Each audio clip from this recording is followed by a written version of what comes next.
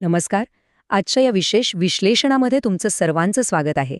MPSC आणि UPSCच्या जीवशास्त्र म्हणजे बायोलॉजी अभ्यासक्रमामध्ये वनस्पती शरीरक्रिया विज्ञान किंवा प्लांट फिजिओलॉजी हा विषय बऱ्याचदा थोडा क्लिष्ट वाटतो, बरोबर?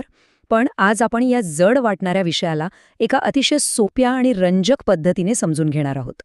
एका साध्या रोपट्याकडे नुसतं एक झाड म्हणून न पाहता जर आपण त्याच्याकडे एक अत्यंत प्रगत जैविक यंत्र म्हणून पाहिलं तर बघा गोष्टी किती सोप्या होतात.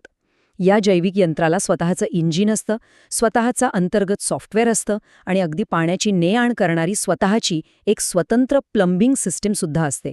चला तर मग या अद्भुत यंत्राची कार्यप्रणाली समजून घेऊया. आजच्या या विश्लेषणाची रूपरेषा अगदी थोडक्यात सांगतो. पहिल्यांदा आपण वनस्पतींचं ऊर्जा केंद्र पाहू, त्यानंतर रासायनिक संदेशवाहक, मग पाणी आणि पोषक घटकांचं वहन कसं होतं ते बघू. चौथ्या भागात 24 तास चालणाऱ्या श्वसनावर चर्चा करू आणि शेवटी या सगळ्याचा परीक्षेसाठी कसा उपयोग करायचा याची एक उत्तम रणनीती पाहू. चला तर मग पहिल्या भागापासून सुरुवात करूया. वनस्पतींचं ऊर्जा केंद्र. आता या जैविक यंत्राचं सर्वात मुख्य इंजिन कोणतं असेल बरं? ते आहे प्रकाश संश्लेषण किंवा फोटोसिंथेसिस. ह्याच प्रक्रियेतून सूर्यप्रकाशाचं थेट रासायनिक ऊर्जेत रूपांतर होतं. इथे तुम्हाला हरित लवकाची म्हणजे क्लोरोप्लास्टची रचना समजून घेणं खूप गरजेचं आहे. परीक्षेच्या दृष्टीने यातली 2 नावं अत्यंत महत्त्वाची आहेत. पहिलं म्हणजे थायलॅकॉइड्स. इथे प्रकाशावर आधारित प्रक्रिया घडतात ज्यातून ATP आणि NADPH ची निर्मिती होते. आणि दुसरा म्हणजे स्ट्रोमा. हा तो भाग आहे जिथे प्रकाशाची थेट गरज नसते, म्हणजेच कॅल्व्हिन किंवा C3 चक्र इथे पार पडतं. आणि ह्याच प्रक्रियेतून प्रत्यक्ष ग्लुकोज म्हणजेच वनस्पतींचं मुख्य अन्न तयार होतं. हा फरक अगदी पक्का डोक्यात फिट करून ठेवा. आता एक विचार करा.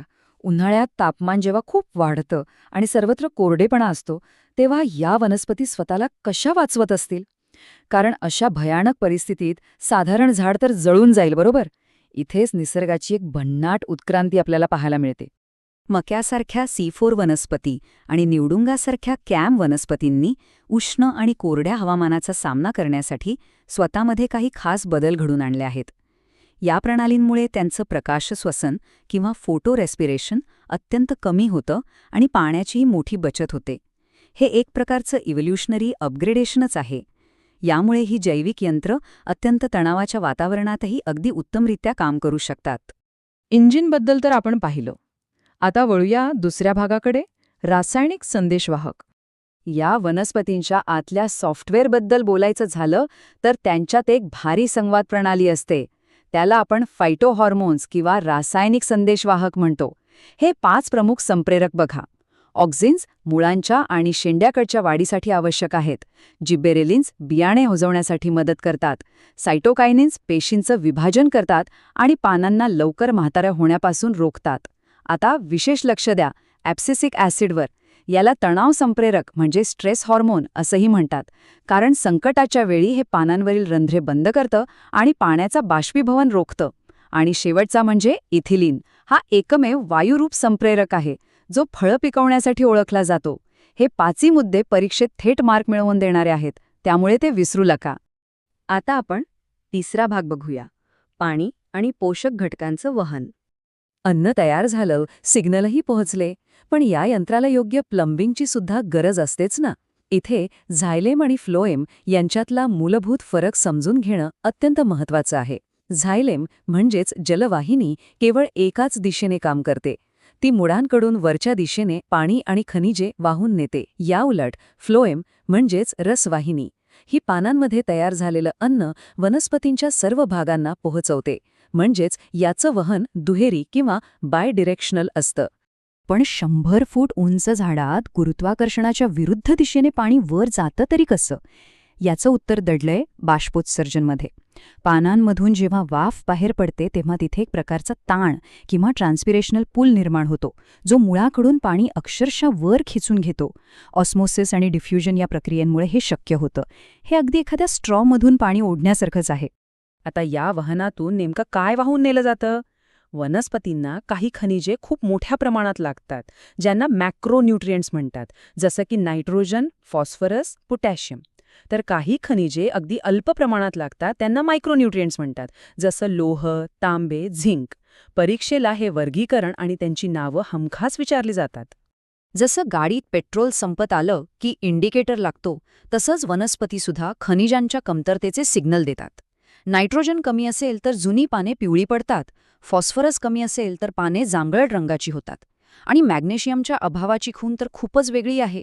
यात पानांच्या शिरा हिरव्याच राहतात, पण शिरांमधला भाग पिवळा पडतो. कृषी विज्ञानावरील प्रश्नांसाठी हे दृश्यात्मक संकेत लक्षात ठेवले की तुमची उत्तरे कधीच चुकणार नाही. चला, आता चौथ्या भागाकडे वळूया. 24 तास चालणारं श्वसन. प्रकाश संश्लेषण केवळ सूर्यप्रकाशात होतं हे तर आपण पाहिलं, पण श्वसन ते 24 तास आणि आठवड्याचे 7ही दिवस अव्याहतपणे सुरू असतं. या जैविक यंत्राच्या बॅकग्राऊंडला चालणारी ही सिस्टीम कधीच थांबत नाही. श्वसनाचे 2 मुख्य प्रकार आहेत. ऑक्सिश्वसनमध्ये ऑक्सिजनचा वापर करून ग्लुकोज तोडलं जातं, ज्यातून 36 किंवा 38 ATP इतकी प्रचंड ऊर्जा मिळते. पण समजा मुळांजवळ खूप पाणी साचलं आणि ऑक्सिजन मिळाला नाही, तर काय होतं?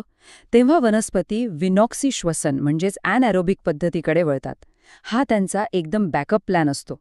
यात ऊर्जा कमी मिळते, पण ते तग धरून राहू शकतात.